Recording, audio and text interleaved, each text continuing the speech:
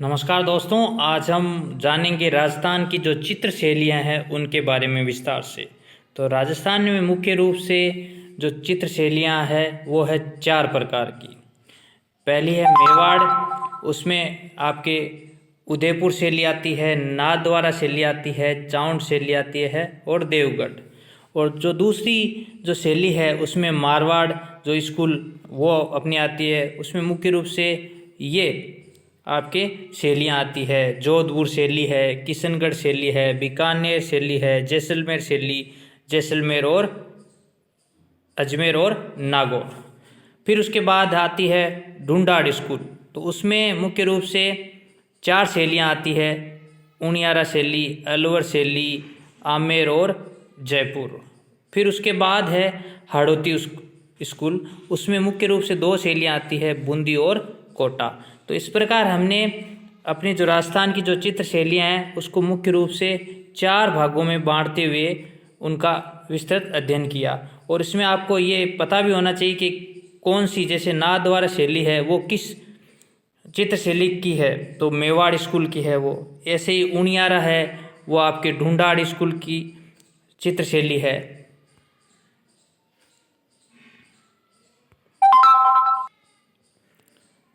अब हम इन 4 भागों के बाद राजस्थान की जो चित्र शैली है उसके इतिहास पर चर्चा करते हैं। तो राजस्थान में चित्रकला के जो प्राचीनतम यानी प्राचीन जो साक्ष्य है वो कहाँ से मिलते हैं उसके बारे में जानते हैं। तो ये साक्ष्य मिलते हैं हमें कोटा, पुष्कर, विराटनगर और अमेश्वर जो आपके पड़ता है सवाई माधोपुर में, वहाँ से हमें इस बात की जानकारी मिलती है।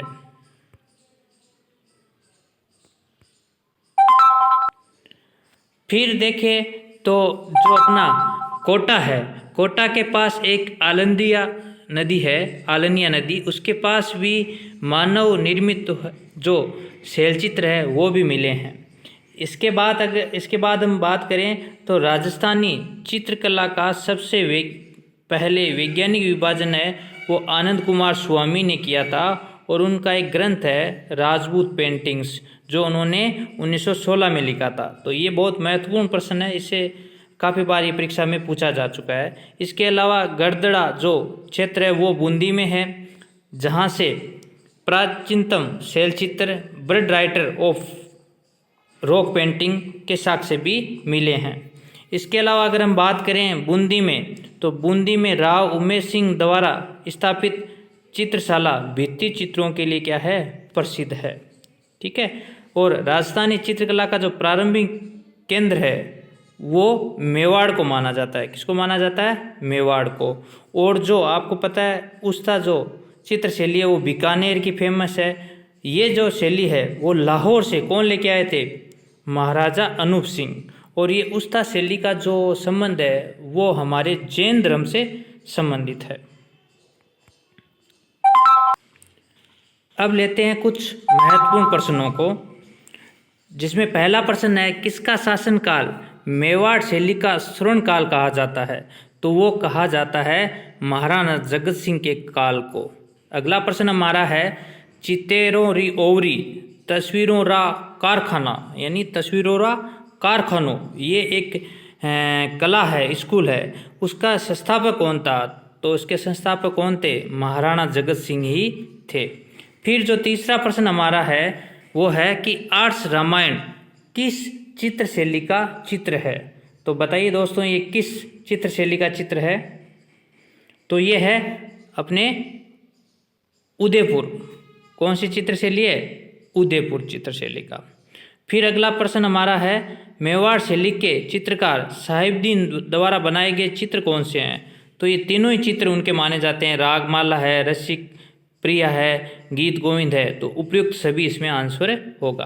फिर हमारा है अगला प्रश्न 5वां, राजस्थानी चित्रकला की किस शैली में पशु पक्षियों का सर्वाधिक अंकन हुआ है? वैसे तो सभी चित्र शैलियों में अंकन है इनका, परंतु सर्वाधिक जो पशु पक्षियों का अंकन है वो किस चित्र शैली में है? तो वो है बूंदी शैली में। कौन सी शैली में है? बूंदी शैली में। फिर हमारा अगला प्रश्न है उदयपुर शैली, जिसे मेवाड़ शैली के नाम से भी जाना जाता है, उसका प्राचीन चित्र श्रावण प्रतिकरण चूर्णी का चित्रांकन मेवाड़ के रावल कौन से तेज सिंह के शासनकाल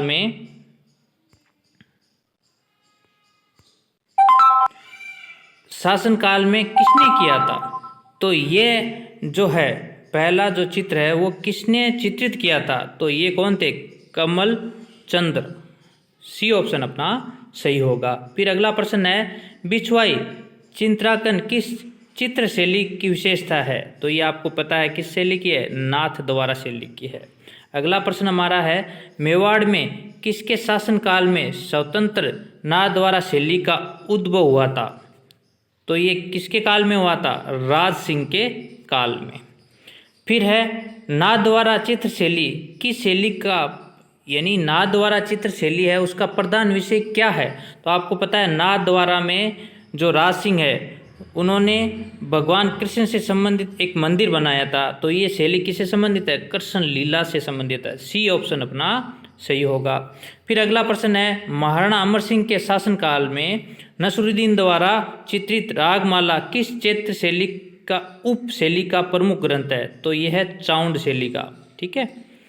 11वां प्रश्न हमारा है, वह चित्र शैली जिसमें जोधपुर, जयपुर, उदयपुर तीनों शैलियों के गुण देखने को मिलते हैं। बहुत महत्वपूर्ण प्रश्न है। तो बताइए दोस्तों ये कौन सी शैली है? तो यह है देवगढ़ शैली। फिर अगला प्रश्न हमारा है, देवगढ़ शैली को प्रकाश में लाने का श्रेय किसे जाता है? तो ये जाता है डॉक्टर श्रीधर अंधारे को, जो खुद अंधेरे में थे परंतु देवगढ़ शैली को प्रकाश में लाए थे। अगला प्रश्न हमारा है, किसके शासनकाल में जोधपुर शैली का स्वतंत्र शैली के रूप में उद्भव हुआ? तो बताइए कौन थे इसमें? तो यह है जसवंत सिंह। जसवंत सिंह के शासनकाल में जोधपुर शैली का स्वतंत्र शैली के रूप में उद्भव हुआ था। तो बताइए अगला प्रश्न, किसका शासनकाल जोधपुर शैली का स्वर्ण काल कहा जाता है? तो ये दोनों ही प्रश्न बहुत महत्वपूर्ण प्रश्न है। इसमें जो जोधपुर शैली का स्वर्ण काल है वो जसवंत सिंह के काल को माना जाता है। और जो ऊपर मैंने इसका उत्तर बताया था 13वें का, तो उसमें आपको ध्यान रखना है, मैंने थोड़ा इसको सही तरीके से प्रेजेंट नहीं किया है। इसमें आपके जो मालदेव है वो सही होंगे। तो जो जोधपुर शैली का जो स्वतंत्र शैली के रूप में जो उद्भव हुआ था वो तो मालदेव के काल में हुआ था। और जो इसका स्वर्ण काल है वो जो जसवंत सिंह है उसके काल को माना जाता है। तो ये आप इस चीज़ का ध्यान रखिए थोड़ा। फिर अगला प्रश्न हमारा है, प्रसिद्ध चितेरे वीर जी, नारायण दास, रतन जी भाटी, शिवदास आदि का संबंध किस चित्र शैली से है? तो ये है जोधपुर चित्र शैली से। इसी में 3 नाम और आते हैं, रामा, नाथा, छज्जू, ये भी प्रमुख चित्रकार थे। तो इस प्रकार जो हमारे 15 प्रश्न थे, हमने इस वीडियो में देखा कि हमारी जो राजस्थान की चित्र शैलियाँ 4 भागों में बंटी हुई है, उनकी फिर उप शैलियाँ हैं। फिर हमने इनके इतिहास को जाना कि कहाँ कहाँ से राजस्थानी चित्र शैली के प्राचीनतम जो साक्ष्य है वो मिले हैं। इसके अलावा हमने उस्ता कला के बारे में जाना। ठीक है। तो ये महत्वपूर्ण प्रश्न हमारे इस वीडियो में रहेंगे। इसी श्रृंखला का एक वीडियो हम अगले पार्ट में हमारा रहेगा। तो ये वीडियो आपको पहला पार्ट इसका कैसा लगा, अपने जो विचार है वो कमेंट बॉक्स में ज़रूर लिखें और मेरे चैनल को लाइक सब्सक्राइब ज़रूर करें। थैंक यू, धन्यवाद।